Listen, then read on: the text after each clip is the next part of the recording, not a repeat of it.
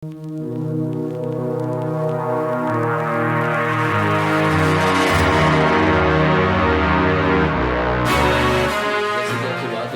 आपका अकाउंट्स और जो है जीएसटी का काम रहता है। हाँ जी सर। तो इसी तरह से ही मेरा भी लाइफ इंश्योरेंस में है। तो हम और आप जो है वो दोनों के दोनों ही एक सेम जो है वो फाइनेंशियल इंस्ट्रूमेंट में काम करते हैं। हाँ जी सर, बिल्कुल। तो आपसे मिलने का आज ये था कि जब भी कोई व्यक्ति इन्वेस्टमेंट करता है तो इन्वेस्टमेंट के बहुत से ऑप्शन देखता है। तो बहुत से ऑप्शंस में एक इन्वेस्टमेंट का ऑप्शन जो मेरी नज़र में आता है वो एक आरडी अकाउंट भी होता है, क्योंकि ये बहुत ही सिंपल साधारण है जो आम इंसान जो है वो ओपन करवाता है, जो कि पोस्ट ऑफिस में भी ओपन होते हैं और बैंकों में भी ओपन होते हैं। तो आरडी अकाउंट के बारे में आपने तो सुना है, और आप तो टैक्स का काम करते हो तो आप तो आरडी अकाउंट से तो पूरा का पूरा जो है आप जानकारी है उस चीज़ की आपको ना। हाँ, आरडी अकाउंट मैंने खोल रखा है सर।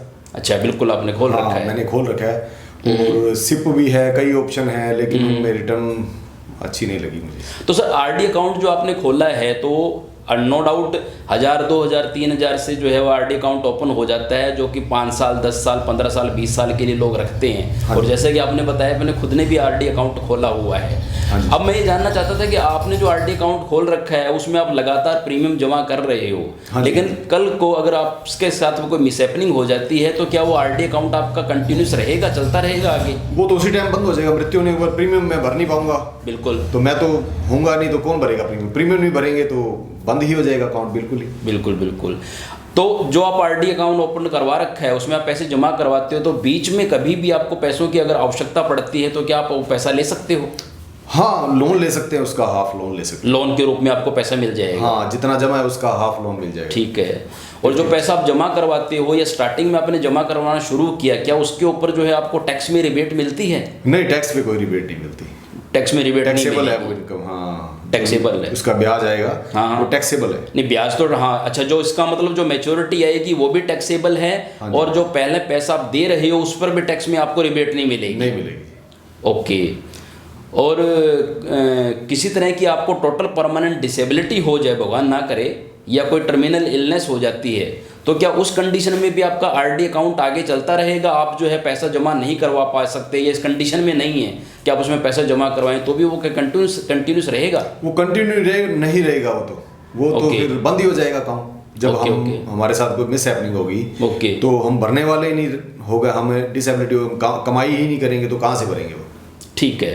तो जिस तरह से आपसे डिस्कस हुआ तो आपके कहने का मतलब ये है कि आरडी अकाउंट केवल और केवल आपके कलेक्शन ऑफ मनी के लिए काम आता है, पैसा उसमें इकट्ठा हो रहा है जो आपको एक टाइम पीरियड के बाद में इंटरेस्ट के साथ पैसा मिल जाएगा, बाकी उसमें फैसिलिटीज़ नहीं है। बाकी नहीं है, बाकी कोई। तो सर इसी सिनेरियो में आपसे मैं एक और अकाउंट के बारे में बात करूं जिसको कि इंश्योरेंस अकाउंट बोलते हैं, उसके बारे में आपने कभी पहले सुना है या जानते हैं? इंश्योरेंस अकाउंट के बारे में नहीं सुना, इंश्योरेंस के बारे में तो खूब सुना है। बिल्कुल।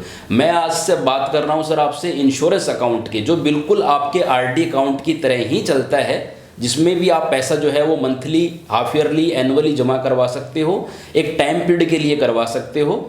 और जिस तरह से आपने बोला कि लिक्विडिटी के रूप में आपको वहाँ पैसा मिल जाता है, तो यहाँ पर भी हम आपको सेम लिक्विडिटी के रूप में, लोन के रूप में वो पैसा दे देंगे। अभी तक सब सिमिलर है इसके अंदर, लेकिन जिस तरह से आपने बताया कि आपको इसमें टैक्स में रिबेट नहीं मिलती, लेकिन सर यहाँ पर आप जो पैसा देंगे वो आपको 80C के तहत टैक्स में रिबेट मिलेगी। ये तो बहुत अच्छी बात है। बिल्कुल। और जो मैच्योरिटी आपकी आएगी वो भी सर टोटल टैक्स फ्री आएगी 1010D के तहत। ये इसके अंदर बेनिफिट रहता है। और जिस तरह से कल को व्यक्ति के साथ कोई मिसहैपनिंग हो जाती है या at the time of death, तो उस समय इसके अंदर एक रिस्क कवर भी होता है जो आपके नॉमिनी को आपकी लाइफ का रिस्क कवर भी दिया जाता है, जो कि आरडी अकाउंट्स पर नहीं होता। तो रिस्क कवर का भी फैसिलिटी है इसके अंदर।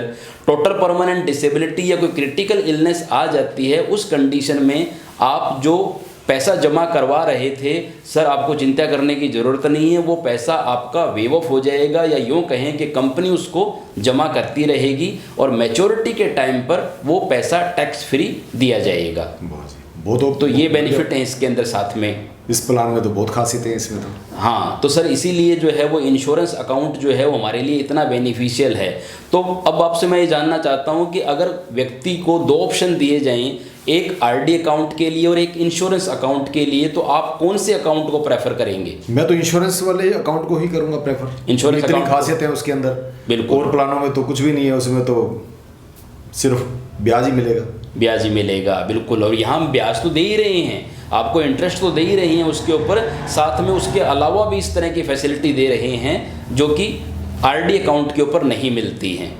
तो आज आपसे मैं बात करूं तो आपने जिस तरह से रिकमेंड किया इस बात को लिए कि इंश्योरेंस अकाउंट जो है वो बेनिफिशियल है, तो क्या आप मानते हैं कि हर क्लाइंट के लिए इंश्योरेंस अकाउंट आरडी अकाउंट से कहीं ज़्यादा बेहतर है? हाँ जी बिल्कुल। तो सर मैं तो आप खुद खुलाना चाहूँगा आपसे ये। बिल्कुल, बहुत बहुत धन्यवाद आपका। तो जिस तरह से आप एक इंश्योरेंस अकाउंट को ज़्यादा प्रेफर दे रहे हैं, तो मैं ये चाहता हूं कि क्या आप अपने क्लाइंट्स को जो कि आपके साथ जुड़े हुए हैं या और हैं, क्या उनको आप ये रिकमेंड नहीं करेंगे कि वो इंश्योरेंस अकाउंट ओपन करवाएं? बिल्कुल करेंगे, तो सर का भी फायदा होगा। तो सर यही है एक्चुअल में, इस तरह का काम है कि ये इंश्योरेंस अकाउंट आप अपने लिए ओपन करवाएं और लोगों को रिकमेंड करें कि इंश्योरेंस अकाउंट ओपन करें जिसके अंदर बाकी अकाउंट से ज़्यादा बेनिफिट्स हैं। तो इसके लिए आप करो, जिसके लिए आपको जो रिकमेंड आप करते हो उस रिकमेंडेशन के ऊपर भी जो है आपको और अधिक कंपनी की तरफ से बेनिफिट्स दिए जाते हैं। तो ये एक सिंपल और एक साधारण जो है वो तरीका है या एक अच्छी इन्वेस्टमेंट का टूल है जिसके अंदर आम व्यक्ति यहाँ पर जो है वो इन्वेस्टमेंट कर सकता है। उसके लिए कोई रिस्ट्रिक्शन नहीं है, थोड़ा करना चाहिए, अधिक करना चाहिए, वो उस पर डिपेंड करता है कि वो जितना मर्जी चाहे कर सकता है। तो आपने इंश्योरेंस अकाउंट को जो है वो बेहतर कहा, और आम आदमी मुझे लगता है कि अगर इन दोनों चीज़ों को कंपैरिजन करे तो इंश्योरेंस अकाउंट कहीं ज़्यादा बेहतर होगा। आप मानते हैं इस चीज़ को? बिल्कुल बहुत फ़ायदा है इसमें, तो इस अकाउंट में तो चलो सर, बहुत बहुत धन्यवाद। आप हमसे जो है वो ज्वाइन होइए हमारे साथ में, और लोगों को भी जो है वो इंश्योरेंस अकाउंट ओपन करवाने के लिए प्रेरित करें। बिल्कुल ज़रूर करेंगे ये काम। तो चलो ठीक है, बहुत ही अच्छी बात बताई आपने, इतनी बहुत बहुत धन्यवाद। बहुत